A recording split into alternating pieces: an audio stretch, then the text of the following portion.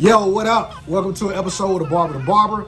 It's your host. I go by the Hip Hop Realtor. Start with me from being a master barber for over a decade and counting. Also a real estate agent in Georgia and South Carolina. And I also have prior experience as a Class A CDL driver. I'm just a man of many endeavors. On this show, we're going to give other barbers their flowers, dialoguing back and forth with other barbers, exchanging information, learning from each other, feeding information from the more experienced to the less experienced, and just have a great time on this show. We're going to have a new barber every week to share a little bit of information as far as their backstory, what inspired them to become a barber, and what else they may have going on as far as their entrepreneurial endeavor goes. Without further ado, introducing the song, because some of you may have known. Hey, what's up, y'all? This is Rafe'l. A lot of people call me Ralph.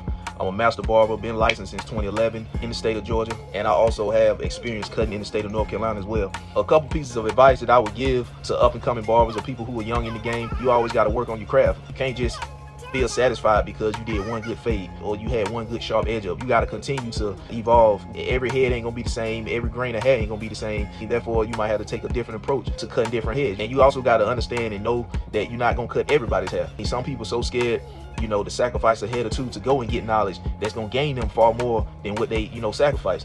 You also you can't be scared to sacrifice $10 to make 20. And if you lose a client, that's part of the game. You gain some, you lose some.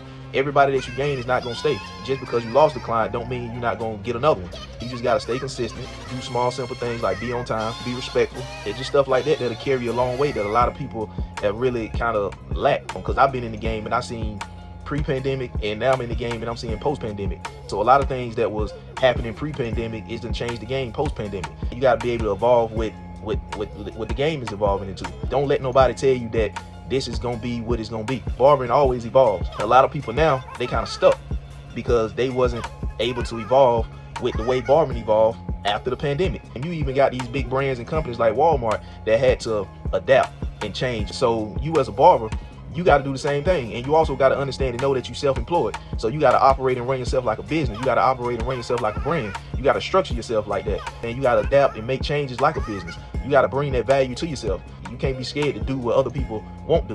So in the long run, it'll pay off. And also, don't be scared to give out no knowledge. And a lot of times people be scared to give out knowledge because they scared that the person they giving knowledge to is going to surpass them. If you always receiving knowledge, the knowledge that you give away, it won't matter because you always constantly receiving and looking to receive information. If you don't put nothing in, you ain't getting nothing out. So that would be little gems that I would give to people that's young in the game or people that want to get into the game.